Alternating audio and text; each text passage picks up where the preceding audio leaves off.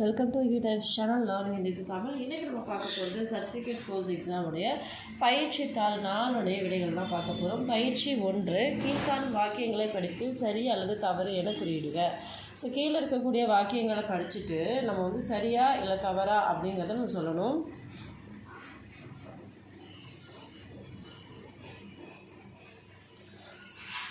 கூட்டெழுத்துக்கள் அமைப்பதற்கு மெய்யெழுத்துக்கள் 4 பிரிவுகளாக வகைப்படுத்தப்படுகிறது.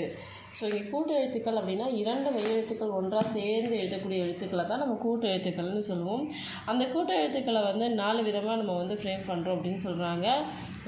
4 பிரிவுகளாக அவங்க பிரிக்கிறாங்க அப்படின்றாங்க. ஆமாம், கூட்டெழுத்துக்களை வந்து 4 விதங்களாக பிரிக்கப்பட்டு நமக்கு சொல்லித்தரப்படுது.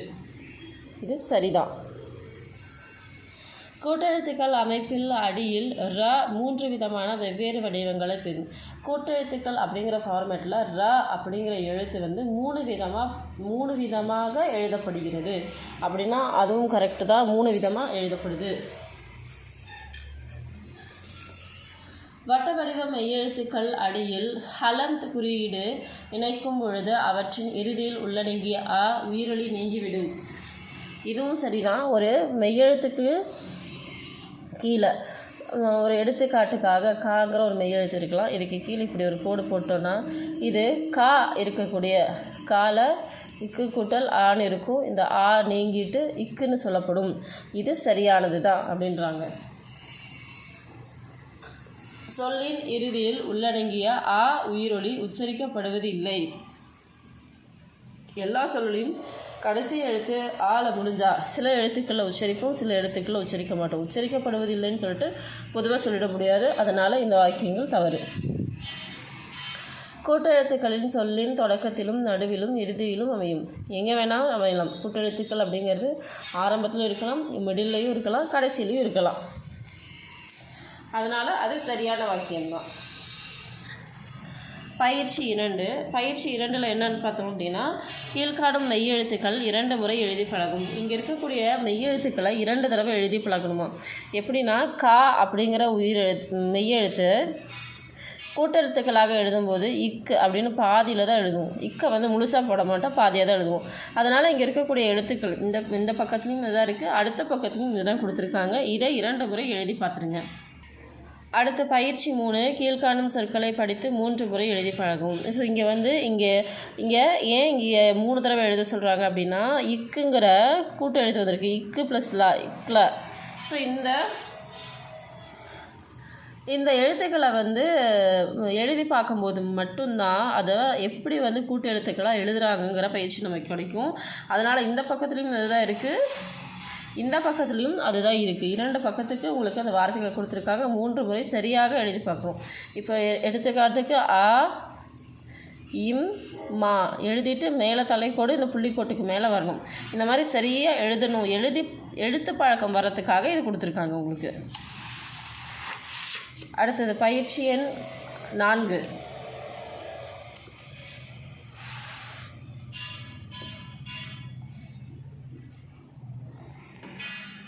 பயிற்சி எண் 4, கீழ்காணும் சொற்களை ஹிந்தியில் மொழிபெயர்த்து தேவநாகரியில் எழுதுக. இது வந்து ஹிந்தி எழுத்துக்கள்லாம் எழுதணும் அப்படின்னு சொல்கிறாங்க. விடுமுறை அப்படின்னா சுட்டி. விடுமுறை அப்படின்னு சொன்னால் சுட்டி. சா கீழே சூ, சூ இட்டு டி, சுட்டி. நெக்ஸ்ட்டு என்ன,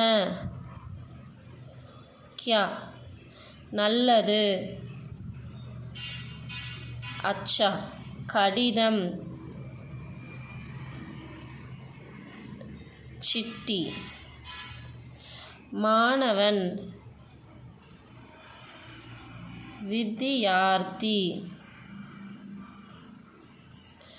வாரம் ஹஃப்தா. ஹஃப்தா அப்படின்னா வாரம். மலிவு சஸ்தா, சா இஸ் தா, சஸ்தா. புத்தகம் புஸ்தக்,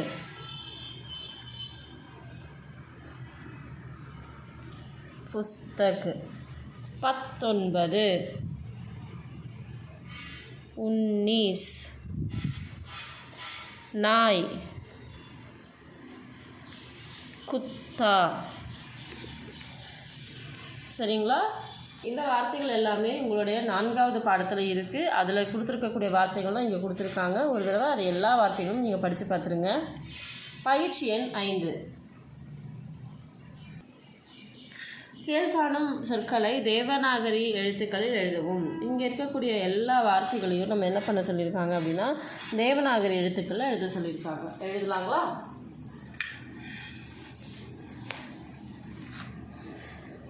ஆந்திர பிரதேஷ். இந்திர. ஆந்திர பிரதேஷ். பிரதேஷ். இந்த எழுத்துக்கள்லாம் பார்த்தோன்னா ராவுடைய வடிவம். ஆந்திர பிரதேஷ். மகாராஷ்டிரா.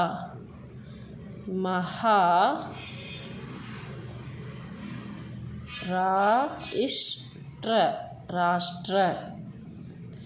உத்தரப்பிரதேஷ்.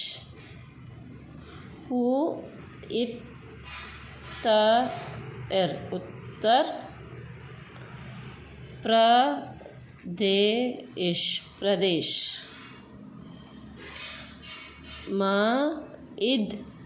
மத்திய பிரதேஷ். பிரதேஷ். ராஜஸ்தான்.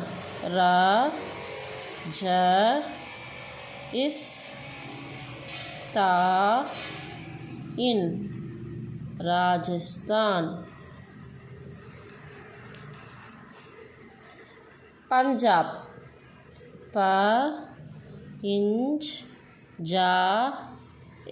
பஞ்சாப்.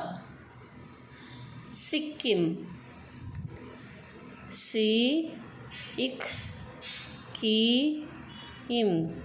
சிக்கிம். சத்தீஸ்கர்.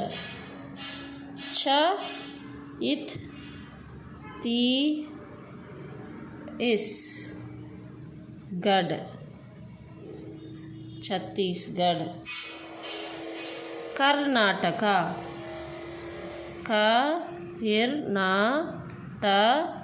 கர்நாடக்.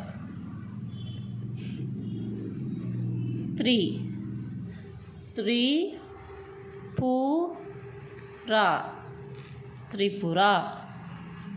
ஸோ இது எல்லாமே கூட்டெழுத்துக்கள் தான். கூட்டெழுத்துக்கள் 4 வகைகளை என்னெல்லாம் பார்த்தோமோ அது எல்லாத்தையுமே இதை கொடுத்துருக்காங்க. அது தெரிஞ்சதுன்னா இந்த மாதிரியான எழுத்துக்களும் இந்த மாதிரியான வார்த்தைகள் எழுதுறதும் ரொம்ப ஈஸியாக இருக்கும். அடுத்தது பயிற்சி 6. கீழ்கண்ட ஒளிபெயர்ப்பு சொற்களை தேவநாகரியில் எழுதவும். ஸோ இங்கே வந்து ஹிந்தி வார்த்தைகளை தான் தமிழில் கொடுத்துருக்காங்க. இதை ஹிந்தியில் எழுத சொல்கிறாங்க. எழுதலாங்களா? முர்கா.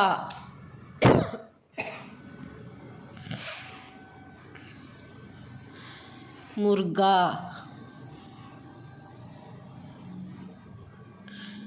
முர்கே. இரு மேலே இருக்குங்க. இரு மேலே எழுதி கே போடுறோம். முர்கே. முர்கி.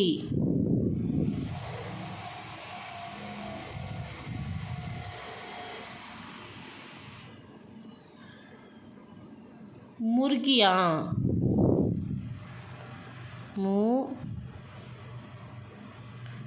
இது இர் கி யாங். முர்கியாங்.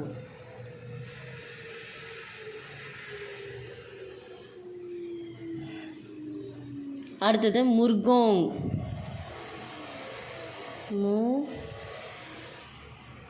கோங்.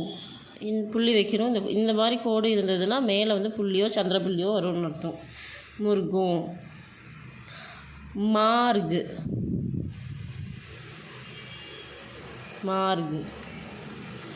கிரம். இது கிராம். தமிழில் வந்து எல்லாமே இக்கு தான் வரும். ஆனால் எழுதும்போது இது கிரம், இது கிராம். இது திரவு. த்ரவ் இல்லை திரவு. Truck. Truck. Train. train, Hans. அடுத்து பயிற்சி 7. பயிற்சி 7 கீழ்காணும் வினாக்களுக்கு விடையளிக்கவும். क्या आप विद्यार्थी हैं? क्याना என்ன என்ன நீங்கள் மாணவர்களா? ஆம் ஆம்க்கு हाँ हाँ मैं विद्यार्थी हूँ. மை அப்படின்னு ஆரம்பித்தா ஹூ அப்படின்னு முடிக்கணும். ஐ ஆம் ஃபார்மெட்டு. நான் இருக்கிறேன் அந்த ஃபார்மெட். आप किस देश में रहती हो? ரஹத்தே அப்படிங்கிறது ஆண் பால் வார்த்தையும் ரஹத்தி அப்படிங்கிறது பெண் பால் வார்த்தைக்கும் குறிக்கப்படுறது. நீங்கள் ஆணாக இருந்தால் ரஹத்தே யூஸ் பண்ணணும், பெண்ணாக இருந்தால் ரஹத்தி யூஸ் பண்ணணும். आप किस प्रदेश में रहते हैं? நீங்கள் எந்த மாநிலத்தில் வாழ்கிறீர்கள்? நம்ம வந்து தமிழ்நாடு. मैं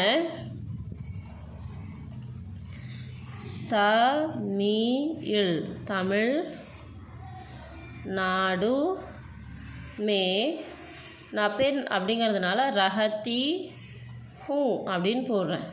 இதே நீங்கள் ஆண்கள் எழுதுனீங்கன்னா இந்த ரஹத்திக்கு பதிலாக ரஹத்தா அப்படின்னு போடணும். ஒருமையில் குறிப்பிடும்போது ரஹத்தா, பன்மையில் குறிப்பிடும்போது ரஹத்தே அப்படின்னு வரணும். இங்கே வந்து நீங்கள்னு மரியாதையை கேட்டிருக்காங்க, அதனால் ரஹத்தே. क्या आप शहर में रहते या रहती है? இதுவும் அதே தான், ஆண்பால் பெண்பால். நான் பெண்பால் எடுத்துக்கிறேன். ஆம் हाँ मैं शहर में रहती हूँ. ஆம் நான் நகரத்தில் வாழ்கிறேன். நான் சிட்டியில் தான் வாழ்கிறேன். 15 அல்லது 18 ஓகேங்களா. 15 या 18 को हिंदी में लिखिए. 15 அல்லது 18 ஹிந்தியில் எழுதவும். 15க்கு 15ன்னு எழுதவும், சொல்லும்போது 15. 18க்கு 18.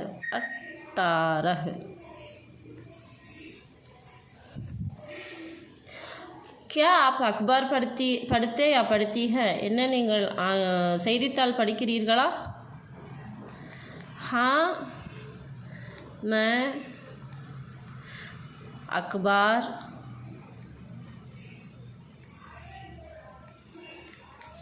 पढ़ती हूँ. இதே நீங்கள் ஆண்களாக இருந்தால் படுத்தாகும்.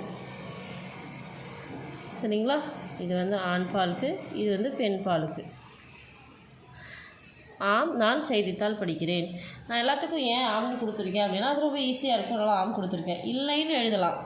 இதுக்கு क्या आप विद्यार्थी हैं அப்படின்னு கேட்டால் நஹி மை வித்யார்த்தி நஹி ஹூ. அந்த நஹி போடும்போது இங்கே ஒரு தடவை நஹி வரணும், இங்கே ஒரு தடவை நஹி வரணும். क्या आप शहर में रहते हैं? नहीं मैं शहर में, இங்கே நஹி रहती हूँ அப்படின்னு வரணும். क्या आप अखबार पढ़ते हैं? नहीं मैं अखबार नहीं पढ़ती हूँ அப்படின்னு நீங்கள் எழுதணும். நஹி போட்டால் 2 தடவை போடணும், ஹா போட்டால் ஒரு தடவை போடணும்.